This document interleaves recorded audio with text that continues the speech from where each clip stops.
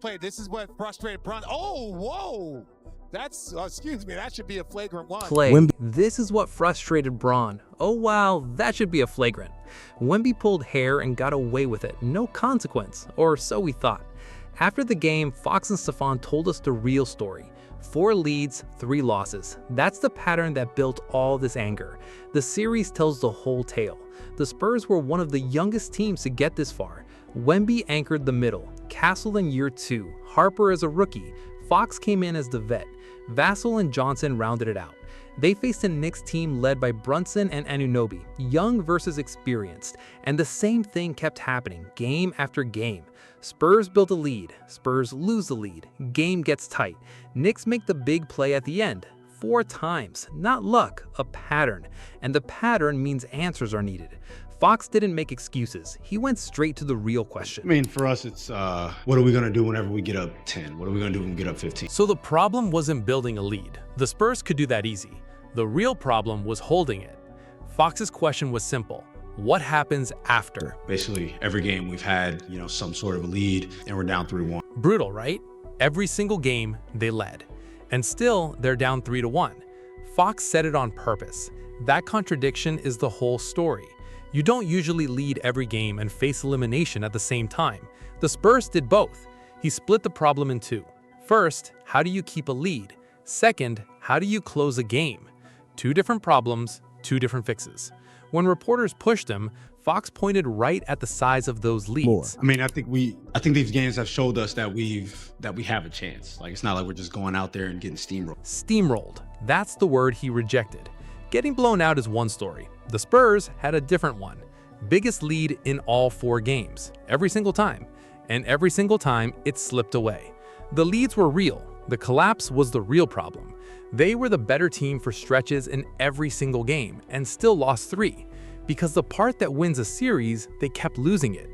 Fox described the moment things flipped, like the lead itself was the danger sign. But every time we get this lead, it's like, that's when the game starts. That's when the game's. From a veteran, that's huge. The lead isn't the win. It's just the starting line. The real game kicks off right when a young team might ease up. And in that exact moment, the Knicks struck. Experience showing up exactly where it matters most. Fox broke it down like he'd studied the tape twice. Let that sink in. 1 point. That's all the Knicks needed at their best moment. That's not talent. That's a team that knows how to close. Fox gave the Spurs credit too. Game 3 was a grind, he said, but the pattern stayed the same. Build it up, get close, fail at the finish. Not in the first quarter, not talent, the closing minutes, over and over. It's frustrating to be down. Fox owns the collapse. First, the frustration, real and raw. A reporter laid it out bluntly. Double-digit leads in all 4 games, chances to win every one, now down 3-1. Belief or frustration? Fox didn't dodge it. I mean, obviously it's frustrating to be down, but we still have this belief because we've seen it. We've seen it. Watch the order. Frustration first. Obviously, he says, no debate needed. Only then does he turn toward hope. A man just spinning a story would bury the bad part. Fox put it right up front and let it breathe. This wasn't soft disappointment from getting outplayed. This was the sharp kind, good enough to win and losing anyway. When a reporter handed him an easy excuse about the Knicks' tactics, Fox turned it back on himself. I mean, I think a big part of it is the process that we have. Whenever you can make shots, you miss shots. Whatever. Shots are noise. Process is the real signal. Stay disciplined, stay in position. If New York hit tough shots anyway, fine, hats off. But what came after halftime? That's what stung. And then we go and we look at kind of what happened in the second half. Our process wasn't there. That's where the pain lived. Not missed shots. Those are random. Lapses. Those are chosen. Open shots. Extra rebounds. All because the Spurs lost their spacing. That was the real issue, by his own admission. They helped beat themselves in the moment that mattered most. Obviously, it's a difficult thing to do over and over and over again. 3 times he said over and over. Not an accident. That's the sound of a man describing pure grind. The Knicks could slip and still win. The Spurs had to be almost perfect. Exhausting. When asked why it's so hard to stick to the plan mid-collapse, Fox had another easy way out. Blame a hot streak. He refused again. I mean, I don't think it's necessarily when they're going on a run or when they're making shots. It's just, it's about a... It's about us. 3 words, no excuses. The Spurs were in control, so when it falls apart, it's on them. Miscommunication, small mistakes snowballing, one bad possession giving the other team extra chances. That's frustration from someone living inside it. Real, specific, no finger pointing outward, which makes the belief that much harder to fake. We've seen it be done, the proof behind the belief. The belief wasn't a feeling, it was evidence. Fox didn't say, "We have faith," he said they'd seen something real. We've seen it be done, that, teams have come back from 3-1. True, but rare. He knew that fact alone wasn't enough, so he went sharper, separating his team from the usual 3-1 team. But I think even with those series, it's like the games that they lost, they were losing by double digits. Here's the real heart of it. Most teams down 3-1 are getting blown out, searching for any lifeline. Fox says the Spurs aren't that. Their losses are a different breed entirely. The games that we're losing, have all been close. Bears the whole case. Not we'll win because we believe. It's we'll win because the margin is razor thin. Biggest lead every night. Lost by inches, not miles. Comebacks have happened from worse spots, so the chance is real. We still have that belief that we have a chance to win. But here's the key. He kept that belief small, easy to carry. Players lose the plot talking about 3 straight wins like it's nothing. That kind of hope shatters fast. Fox shrank it down. But we're taking this one game at a time. We're not looking at it as we need to win 3. Belief on a leash. Not 3 games, 1. Winning tomorrow you can actually do. Winning tomorrow earns the right to think about the next one. He named the trap out loud, like a true veteran would. But we're not trying to fast forward. We're not trying to, take the easy way out, take shortcuts. No fast forwarding, no shortcuts. The belief wasn't an escape from the hard work. It was the reason to keep doing it. And Stephon Castle backed him up completely. From the same locker room, same diagnosis. We had a lead in pretty much every game. I feel like we couldn't finish. Same thesis, different voice.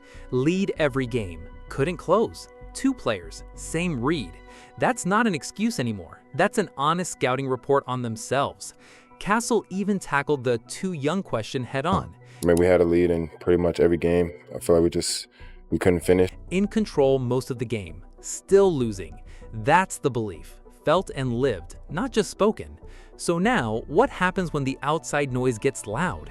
Can the belief survive that too? A reporter asked Fox the human question. What's it been like with all this attention, this pressure? An open door to vent. Fox didn't walk through it. It's not like people have my phone number and call me. Sharp point underneath that line. The noise doesn't reach him. No direct line to his phone. He doesn't watch the shows. Then he flattened it even further. It doesn't matter. It is what it is. Can't change it now. He's protecting the belief from outside noise on purpose. Can't change the last game. Energy spent on outside chatter is wasted energy. And down 3-1, you can't waste energy. He even joked about a pushy reporter, then landed back on the same flat truth. Learn from the lost lead, move to the next game. That phrase is the bridge. Frustration becomes film. Film becomes fixes. Fixes feed the belief. A closed loop. Noise can't get in. The player Fox never named, where Wemby fits in. Here's something wild. 6 minutes of questions, leads, process, execution, scrutiny, the crowd, and Victor Wembanyama's name never comes up, not once. The 7'4" anchor of this entire team, the reason they got close enough to feel this pain at all, isn't mentioned. That silence says something. Fox's whole belief case stands on a foundation he never points to, like the floor you don't think about because you're standing on it. Every close game, every big lead, Wemby's defense is the engine behind it. Defensive Player of the Year, unanimous. Rim protection that changes plans before they even start. That's why we have a chance isn't delusional, it's real. The verdict, frustration and belief, same root. The headline says Fox acknowledges frustration but maintains belief. After everything, plus Castle backing him up, that's true, but that little word "but" might be doing the wrong job.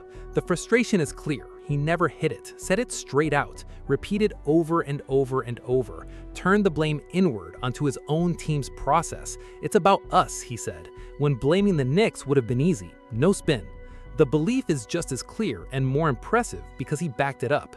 Biggest lead every game, close losses, not blowouts. A real difference from typical 3-1 teams. He rationed the belief one game at a time, refused shortcuts, blocked out the noise. Castle confirmed the same read. So where does "but" go wrong? It treats frustration and belief like enemies fighting each other. Listen closer, they come from the exact same fact. The games were close. That's why it hurts so much. You don't agonize over a blowout. You agonize over a game you should have won. And that same closeness is exactly why the belief makes sense. You don't fear a team you've outplayed for stretches in every single game. Same route, both directions. Frustrated and hopeful for the very same reason. That's why Fox sounded grounded, not broken and not delusional. His frustration and his belief were just two honest looks at one true thing, and he let both stand without forcing either one to win. That's harder than picking a side, and most players can't do it.